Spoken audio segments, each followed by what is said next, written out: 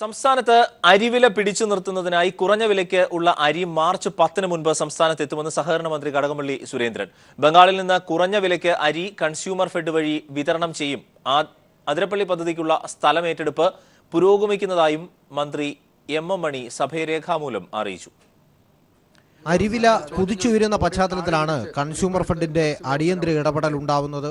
March 10 മുമ്പായി കുറഞ്ഞ വിലയ്ക്ക് വിതരണം ചെയ്യാൻ കഴിയുന്ന അരി കൺസ്യൂമർ ഫെഡിന്റെ ഷോറൂമുകളിൽ എത്തിക്കും. ബംഗാളിൽ നിന്നും കുറഞ്ഞ വിലയ്ക്ക് അരി എത്തിക്കുമെന്നും സഹകരണ മന്ത്രി കടകംപള്ളി സുരേന്ദ്രൻ സഭയെ അറിയിച്ചു. 2000-ഓളം പുതിയ നീതി സ്റ്റോറുകൾ തുടങ്ങുമെന്നും മന്ത്രി വ്യക്തമാക്കി. 418 കോടി രൂപയുടെ നഷ്ടം സംഭവിച്ച കൺസ്യൂമർ ഫെഡിനെ ലാഭത്തിലെത്തിച്ചതായി മന്ത്രി വ്യക്തമാക്കി. UDF സർക്കാരിന്റെ കാലത്ത് വാങ്ങിയ അരിയുടെ വില കൃത്യസമയത്ത് കൊടുക്കാത്തതിനാൽ മില്ലുകൾ കേരളത്തിന് അരി നൽകാൻ തയ്യാറാവുന്നില്ലെന്ന് മന്ത്രി സഭയെ അറിയിച്ചു. സർ, ഇവരുടെ കാലത്ത് വാങ്ങിയ അരിയുടെ വില പോലും കൊടുക്കാതെ ആ അരി വിറ്റവർ കയറി ഇറങ്ങി നടക്കുകയാണ് സാർ. നമ്മുടെ സംസ്ഥാനത്തോടുള്ള വിശ്വാസ്യത തന്നെ തകർത്ത കൂട്ടാണ് സാർ ഇവര്. അതിരപ്പള്ളി പദ്ധതിക്കായി സ്ഥലം ഏറ്റെടുക്കുന്നതിനുള്ള നടപടി തുടരുകയാണെന്ന് N. ഷംസുദ്ദീൻ MLAയുടെ ചോദ്യത്തിന് മറുപടിയായി വൈദ്യുതി മന്ത്രി M. M. മണി സഭയെ രേഖാമൂലം അറിയിച്ചു. നടപ്പിലാക്കാനുള്ള സർക്കാരിന്റെ തീരുമാനം ഉപേക്ഷിക്കണമെന്ന് പ്രതിപക്ഷ നേതാവ് രമേശ് ചെന്നിത്തല പറഞ്ഞു. ആതിരപ്പള്ളി പദ്ധതി നടപ്പാക്കും എന്ന് ഈ വാർത്തകളൊക്കെ പുറത്തു വരുന്നുണ്ട്. UDF എടുത്തിട്ടുള്ള തീരുമാനം ആതിരപ്പള്ളി പദ്ധതി ഉപേക്ഷിക്കണം എന്നുള്ളതാണ്. അതിൽ ഞങ്ങൾ ഉറച്ചു നിൽക്കുന്നു. ഒരു സമവായവും ഈ കാര്യത്തിൽ ഉണ്ടാക്കാൻ ഞങ്ങൾ അനുവദിക്കുന്നതല്ല. ലോഡ് ഷെഡിംഗ് ഏർപ്പെടുത്താൻ ഉദ്ദേശിക്കുന്നില്ലെന്ന് മന്ത്രി M. M. മണി വ്യക്തമാക്കി. News bureau, Thiruvananthapuram.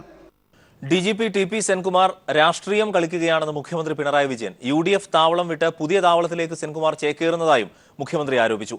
മുഖ്യമന്ത്രിയുടെ പ്രസ്താവന പദവിക്ക് ചേർന്നതല്ലെന്ന് പ്രതിപക്ഷ നേതാവ് രമേശ് ചെന്നിത്തല പ്രതികരിച്ചു. സഭയിൽ അടിയന്തര പ്രമേയത്തിനിടെയാണ് വിഷയം ചർച്ചയായത്. അടിയന്തര പ്രമേയത്തിന് നോട്ടീസ് നൽകിയ തിരുവഞ്ചൂർ രാധാകൃഷ്ണനാണ് DGP സെൻകുമാറിന്റെ ജീവന് ഭീഷണിയുണ്ടെന്നും അദ്ദേഹം സുപ്രീം കോടതിയെ സമീപിച്ച വിഷയവും സഭയിൽ ഉന്നയിച്ചത്. ഇതിനുള്ള മറുപടിയിലാണ് മുഖ്യമന്ത്രി പിണറായി വിജയൻ DGP സെൻകുമാറിനെ രൂക്ഷമായി വിമർശിച്ചത്. സെൻകുമാർ രാഷ്ട്രീയം കളിക്കുകയാണ്. DGP സ്ഥാനത്തിന് യോജിക്കാത്തതാണ് സെൻകുമാറിന്റെ പ്രസ്താവന. UDFന്റെ താവളത്തിലല്ല ഇപ്പോൾ സെൻകുമാർ.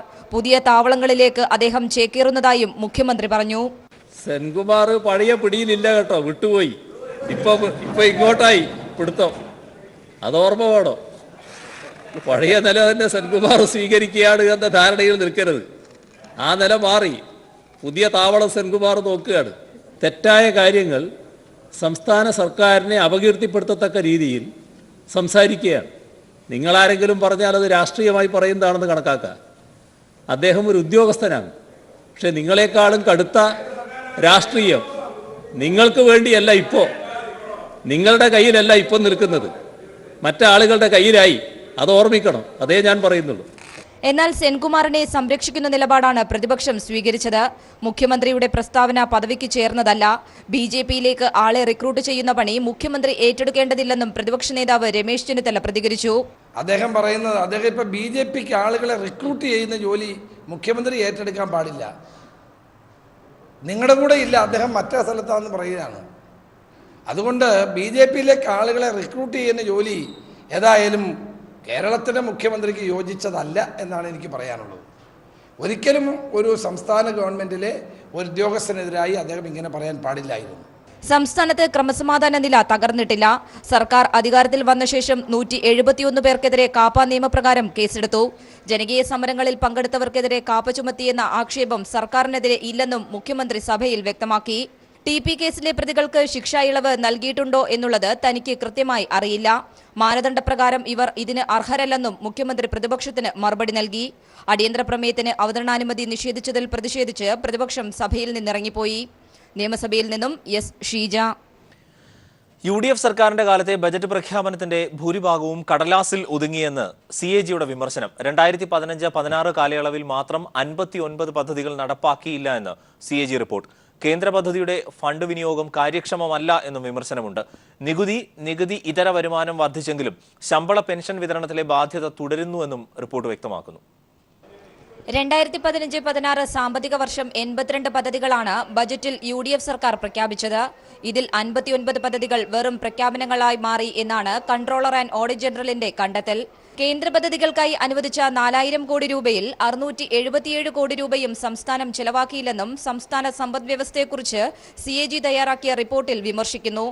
ഇന്ദിര ആവാസ് യോജനയിൽ 234.80 കോടിയും തൊഴിലുറപ്പ് പദ്ധതിയിൽ 131.58 കോടി രൂപയുമാണ് ചെലവാക്കാത്തത്.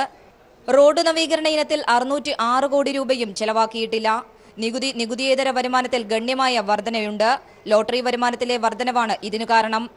എന്നാൽ ശമ്പള പെൻഷൻ ഇനത്തിലുള്ള ബാധ്യത സർക്കാരിന് വർദ്ധിച്ചു വരുന്നു.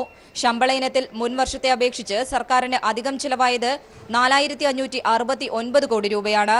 പെൻഷൻ ഇനത്തിൽ 1657 കോടി രൂപയും. സർക്കാർ നൽകിയ വായ്പ തിരിച്ചടയ്ക്കുന്നതിൽ 76 സ്ഥാപനങ്ങൾ വീഴ്ച വരുത്തി. KSEB, വാട്ടർ അതോറിറ്റി, KSRTC എന്നീ സ്ഥാപനങ്ങളാണ് കൂടുതൽ തുക തിരിച്ചടയ്ക്കാനുള്ളത്. ഈ ഇനത്തിൽ ലഭിക്കേണ്ടത് 13,010 കോടി രൂപ. നേരത്തെ കുടിശ്ശിക വരുത്തിയ 16 സ്ഥാപനങ്ങൾക്ക് വീണ്ടും വായ്പ നൽകിയെന്ന വിമർശനവും റിപ്പോർട്ടിലുണ്ട്. റിപ്പോർട്ട് നിയമസഭയുടെ മേശപ്പുറത്ത് വെച്ചു. News bureau, Thiruvananthapuram. അതിരപ്പള്ളി പദ്ധതിയുമായി മുന്നോട്ടു പോകാൻ സർക്കാരിനെ അനുവദിക്കില്ലെന്ന് KPCC അധ്യക്ഷൻ VM സുധീരൻ. പ്രയോജനമില്ലാത്ത പദ്ധതിയാണ് സർക്കാർ നടപ്പാക്കാൻ ശ്രമിക്കുന്നത് എന്നും അദ്ദേഹം തിരുവനന്തപുരത്ത് പറഞ്ഞു. പദ്ധതിക്കെതിരെ ശക്തമായ പ്രതിഷേധ പരിപാടികൾ സംഘടിപ്പിക്കുമെന്നും സുധീരൻ വ്യക്തമാക്കി. ഈ പദ്ധതി കൊണ്ട് യാതൊരു പ്രയോജനമുണ്ടാകാൻ പോകുന്നില്ല. 1. 2, ഈ പദ്ധതിക്ക് ആവശ്യമായ ജലലഭ്യത ഉണ്ട് എന്ന് ആർക്കെങ്കിലും ഉറപ്പ് കൊടുക്കാൻ പറ്റുമോ?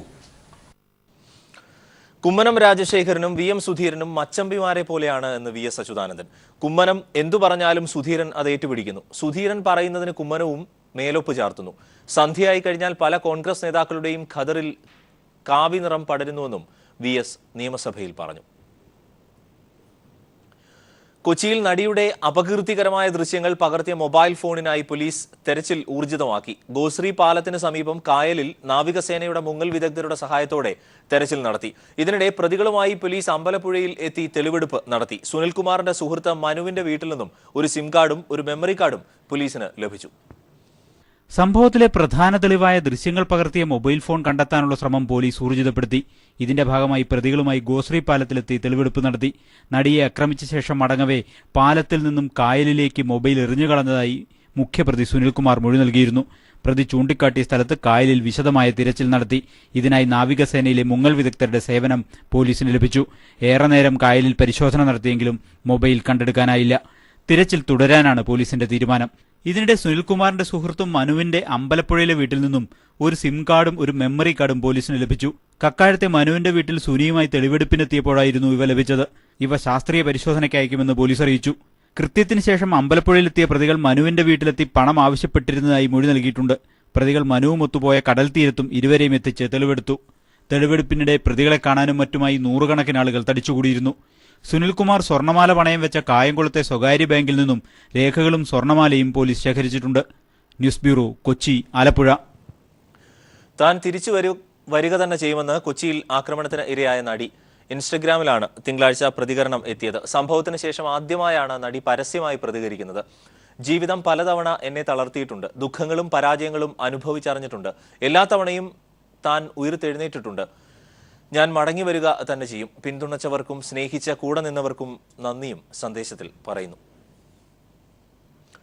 പീഡനത്തെ തുടർന്ന് +1 വിദ്യാർത്ഥിനി പ്രസവിച്ച സംഭവത്തിൽ അറസ്റ്റിലായ ഫാദർ റോബിൻ വടക്കുംചേരി കുറ്റം സമ്മതിച്ചു. വൈദികനെ 14 ദിവസത്തേക്ക് റിമാൻഡ് ചെയ്തു. അതേസമയം വൈദികനെ സംരക്ഷിക്കാൻ ഉന്നത ഇടപെടൽ നടക്കുന്നതായും പോലീസിന് സൂചന ലഭിച്ചിട്ടുണ്ട്. പെൺകുട്ടിയുടെ പ്രസവം രഹസ്യമാക്കി വെച്ച ആശുപത്രി അധികൃതർക്കെതിരെയും ഇയാളെ രക്ഷപ്പെടുത്താൻ ശ്രമിച്ചവർക്കെതിരെയും കേസെടുത്തേക്കും. പ്രായപൂർത്തിയാവാത്ത പെൺകുട്ടിയെ പീഡിപ്പിച്ച സംഭവത്തിൽ വൈദികൻ റോബിൻ വടക്കാഞ്ചേരി താമസിച്ചിരുന്ന മുറിയിലാണ് പീഡനം നടന്നത് എന്നതിനാൽ പള്ളിയിൽ തെളിവെടുപ്പിന് അദ്ദേഹത്തെ കൊണ്ടുവന്നു. പീഡിപ്പിച്ചത് താനാണെന്ന് വൈദികൻ പോലീസിൽ മൊഴി നൽകിയിട്ടുണ്ട്. അതേസമയം PK ശ്രീമതി MP അടക്കമുള്ളവർ പെൺകുട്ടിയെ സന്ദർശിച്ചു. പള്ളിമുറിയിൽ വെച്ചാണ് തന്നെ പീഡിപ്പിച്ചതെന്നും മാധ്യമപ്രവർത്തകർക്ക് മുന്നിൽ ഇക്കാര്യം പറഞ്ഞാൽ പുറം ലോകമറിഞ്ഞ് വൈദിക സമൂഹത്തിന് മൊത്തമായി അപമാനമുണ്ടാകുമെന്ന് ചിലർ ഉപദേശിച്ചിരുന്നതിനാലാണ് പുറത്ത് പറയാതിരുന്നതെന്നും പെൺകുട്ടി പറഞ്ഞു. അതേസമയം പ്രായപൂർത്തിയാകാത്ത പെൺകുട്ടി പ്രസവിച്ച വിവരം രഹസ്യമാക്കി വെച്ച ആശുപത്രി അധികൃതരടക്കമുള്ളവരെ നിയമ നടപടിക്ക് വിധേയമാക്കണമെന്ന് PK ശ്രീമതി MP ആവശ്യപ്പെട്ടു. ഹോസ്പിറ്റൽ മാനേജ്മെന്റിനെ കൊണ്ട് ഒളിപ്പിച്ചു വെക്കാൻ പ്രേരിപ്പിച്ചതാര്? അവിടെയും പ്രേരണ ഉണ്ടായിട്ടുണ്ട്. ആരോ അവിടെ എത്തിയിട്ടുണ്ട്. അപ്പോൾ എത്തിയതാര്, പ്രേരിപ്പിച്ചതാര് എന്നുള്ളത്. അതിനുശേഷം ആ കുഞ്ഞിനെ, ചെറിയ കുഞ്ഞുഭാവയെ വൈത്തിരിയിലേക്ക് ഒരു സ്ഥാപനത്തിലേക്ക് കൊണ്ടുപോയി. ആ സ്ഥാപനത്തിലേക്ക് കൊണ്ടുപോകാൻ ഇവരെ ഈ പാവപ്പെട്ട കുടുംബത്തെ പ്രേരിപ്പിച്ചതാര്? ധാരാളം പെൺകുട്ടികളെ ബാംഗ്ലൂരിലേക്കും ഗുജറാത്തിലേക്കും കാനഡയിലേക്കും കടത്തിക്കൊണ്ടുപോയിട്ടുണ്ട്. വൈദികൻ മാനേജറായ ഇമിഗ്രേഷൻ ജൂബിലി ഹയർ സെക്കൻഡറി സ്കൂളിലേക്ക് SFI DYFI പ്രവർത്തകർ വൈദികനെ മാനേജർ സ്ഥാനത്ത് നിന്ന് നീക്കം ചെയ്യണമെന്നാവശ്യപ്പെട്ട് മാർച്ച് നടത്തി. വിദ്യാർത്ഥിനിക്ക് അപ്പൻഡിക്സ് ആണെന്നാണ് തങ്ങൾ കരുതിയതെന്നാണ് പ്രിൻസിപ്പൽ വിശദീകരിച്ചത്. അപ്പൻഡിസൈറ്റിസിന്റെ ട്രീറ്റ്മെന്റിലാണ് എന്നുള്ളൊരു വിവരം മാത്രമാണ് നമ്മൾ പേരൻസിനോട് ചോദിക്കുമ്പോൾ നമുക്ക് തന്നിരിക്കുന്നതും രേഖാമൂലം നമ്മളെ അറിയിച്ചിരിക്കുന്നത്. PV Joshila, news bureau, Kannur. മാനഭംഗപ്പെടുത്തുമെന്ന് ABVP ഭീഷണി മുഴക്കിയ കാർഗിൽ രക്തസാക്ഷിയുടെ മകൾ ദില്ലി വിട്ടു. ABVPക്കെതിരെ ദില്ലിയിലെ കോളേജുകളിൽ നടക്കുന്ന സമരത്തിൽ നിന്നും പിന്മാറുന്നതായും ഗുൽമോഹർ.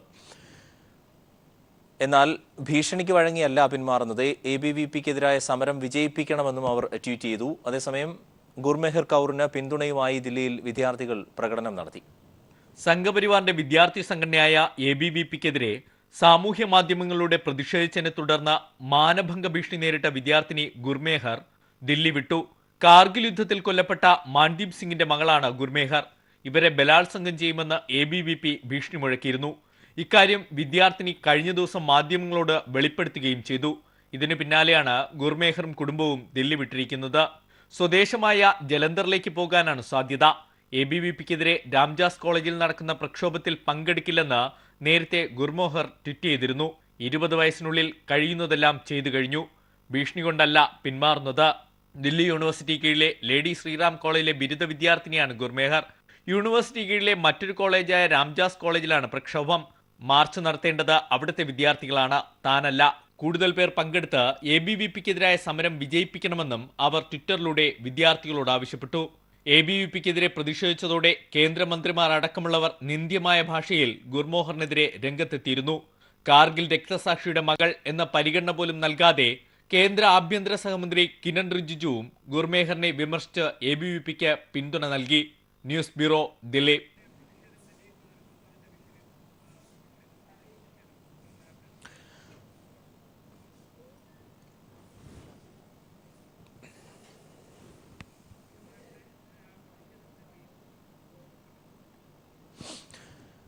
കേന്ദ്രഭരണത്തിന്റെ തണലിൽ സംസ്ഥാനത്ത് സമാന്തര ഭരണത്തിന് BJP ശ്രമിക്കുന്നുവെന്ന് കോടിയേരി. CPM നേതാക്കളെ തടഞ്ഞാൽ കേരളത്തിൽ BJP നേതാക്കൾ വഴിയിലിറങ്ങി നടക്കില്ലെന്നും കോടിയേരി കോട്ടയത്ത് പറഞ്ഞു. TP പ്രശാന്ത് ദില്ലിയിൽ നിന്ന്. പ്രശാന്ത്, എന്തൊക്കെയാണ് അദ്ദേഹം പറഞ്ഞത്? അരുൺ, ഒക്ടോബർ വിപ്ലവത്തിന്റെ 100ാം വാർഷികത്തോടനുബന്ധിച്ച് ജില്ലയിൽ നടന്ന ചുവപ്പ് സേനാ മാർച്ചും പൊതുസമ്മേളനവും കോട്ടയം തിരുനക്കരയിൽ ഉദ്ഘാടനം ചെയ്യുകയായിരുന്നു കോടിയേരി. BJP ഭരണത്തിൽ നടക്കുന്നത് വർഗീയവൽക്കരണവും കോർപ്പറേറ്റ് വൽക്കരണവുമാണ്. BJP ഭരണത്തിന്റെ വീഴ്ചകൾ മറച്ചുപിടിക്കാൻ അവർ വർഗീയത ഉപയോഗിക്കുന്നു. ജനങ്ങളെ വർഗീയവൽക്കരിക്കാൻ RSS ശ്രമിച്ചുകൊണ്ടിരിക്കുകയാണ്. മുസ്ലിങ്ങളും ക്രിസ്ത്യാനികളും ഇല്ലാത്ത ഒരു രാജ്യം സൃഷ്ടിക്കാൻ വേണ്ടി കമ്മ്യൂണിസ്റ്റുകളെ ഇല്ലാതാക്കാനുള്ള ശ്രമങ്ങൾ നടക്കുന്നു. LDF സർക്കാർ അധികാരത്തിൽ വന്ന ശേഷം 8 CPM പ്രവർത്തകരെ RSS പ്രവർത്തകർ കൊലപ്പെടുത്തി. CPMനെതിരെ നടത്തുന്ന വെല്ലുവിളികൾ പ്രകോപനം സൃഷ്ടിക്കാൻ വേണ്ടിയിട്ടുള്ളതാണ്. മാത്രമല്ല, കേന്ദ്ര ഭരണത്തിന്റെ തണലിൽ അല്ലെങ്കിൽ കേന്ദ്രത്തിൽ അധികാരമുണ്ടെന്ന് കരുതി എന്തും ചെയ്യാമെന്നുള്ള ഒരു ധാരണയാണ് BJPക്ക് പൊതുവെ ഉള്ളത്. അത് കേരളത്തിൽ നടപ്പാവില്ല. പെൺകുട്ടികളെ ബലാത്സംഗം ചെയ്യുമെന്ന് പ്രഖ്യാപിക്കുന്നവരെ പോലും അവർക്കെതിരെ പോലും നടപടി ഉണ്ടാകുന്നില്ല. കുമ്മനം രാജശേഖരന്റെയും ചെന്നിത്തലയുടെയും ഒരേ ഭാഷയും ഒരേ ശബ്ദവുമാണെന്ന് കോടിയേരി പറഞ്ഞു. കൊച്ചിയിൽ നടിയെ ആക്രമിച്ച സംഭവത്തിൽ കോടതിക്കുള്ളിൽ ഒളിച്ച പ്രതികളെ സംരക്ഷിക്കാൻ ശ്രമിച്ച ചില അഭിഭാഷകരെ തള്ളിപ്പറയാനും കുമ്മനം രാജശേഖരനും അതുപോലെ തന്നെ ചെന്നിത്തലയും ഒന്നും തന്നെ തയ്യാറായിട്ടില്ല. കേരളത്തിൽ ഒരു സമാന്തര ഭരണം നടപ്പിലാക്കാനാണ് BJPയുടെ ശ്രമം. അത്തരത്തിൽ നടപടി അനുവദിക്കില്ല എന്ന് തന്നെയാണ് കോടിയേരി പറഞ്ഞത്. മാത്രമല്ല, BJPയുടെ ഭരണത്തിൽ നിരവധി വീഴ്ചകൾ ഉണ്ടാകുന്നു. ഈ വീഴ്ചകൾ മാറ്റാൻ വേണ്ടി ജനങ്ങളെ വർഗീയമായി ചെയ്തിരിക്കാനുള്ള ശ്രമം നടക്കുന്നു. അതുപോലെ തന്നെ ഈ കേന്ദ്ര പോലീസിന്റെ കീഴിൽ തണലിൽ നടക്കുന്ന ചില നേതാക്കന്മാരാണ് CPMനെതിരെ അടക്കമുള്ള വെല്ലുവിളികൾ നടത്തുന്നത്. വഴിയിലൂടെ നടത്തില്ല എന്നടക്കമുള്ള വെല്ലുവിളികൾ നടത്തുന്നത്. ഇത് യാതൊരു കാരണവശാലും കേരളം പോലുള്ള സംസ്ഥാനത്ത് നടക്കാൻ പോകുന്നില്ല എന്നും കോടിയേരി ബാലകൃഷ്ണൻ കോട്ടയത്ത് പറഞ്ഞു. ക്യാമ്പസ് അക്കാദമിക്ക് സ്വാതന്ത്ര്യം തകർന്നുകൊണ്ടിരിക്കുന്നു എന്നതിന് ഉദാഹരണമാണ് ഗുർമെഹർ കൗറിന് നേരെയുണ്ടായ ABVP ഭീഷണിയെന്ന് DYFI അഖിലേന്ത്യാ പ്രസിഡന്റ് മുഹമ്മദ് റിയാസ്. ഗുർമെഹറിന് നേരെയുണ്ടായ കേന്ദ്രമന്ത്രിമാരുടെ പരാമർശം ഗൗരവമായി കാണണം. ക്യാമ്പസ് ജനാധിപത്യം സംരക്ഷിക്കാൻ മാർച്ച് 6 മുതൽ 10 വരെ രാജ്യമെമ്പാടുമുള്ള കലാലയങ്ങളിൽ ജനകീയ സദസ്സ് സംഘടിപ്പിക്കുമെന്നും DYFI അഖിലേന്ത്യാ പ്രസിഡന്റ് കോഴിക്കോട് പറഞ്ഞു. ഗുർമെഹർ കൗറിന്റെ ഒരു വ്യക്തിപരമായ പ്രശ്നമായിട്ടല്ല DYFI ഇതിനെ കാണുന്നത്. അവർക്കെതിരെ കേന്ദ്രമന്ത്രി മുതൽ സംഘപരിവാറിന്റെ താഴെത്തട്ടുള്ള പ്രവർത്തകർ വരെ എടുത്തിട്ടുള്ള സമീപനം വളരെ ഗൗരവത്തോടു കൂടി പരിശോധിക്കപ്പെടണം. ഈ മാർച്ച് മാസം 6 മുതൽ 10 വരെ ക്യാമ്പസ് ജനാധിപത്യം സംരക്ഷിക്കുവാൻ ജനകീയ സദസ്സുകൾ സംഘടിപ്പിക്കുവാൻ ഡിവൈഎഫ്ഐ രാജ്യത്താകെ സംഘടിപ്പിക്കുവാൻ തീരുമാനിച്ചിട്ടുള്ളത്. മറ്റു വാർത്തകൾ ചുരുക്കത്തിൽ.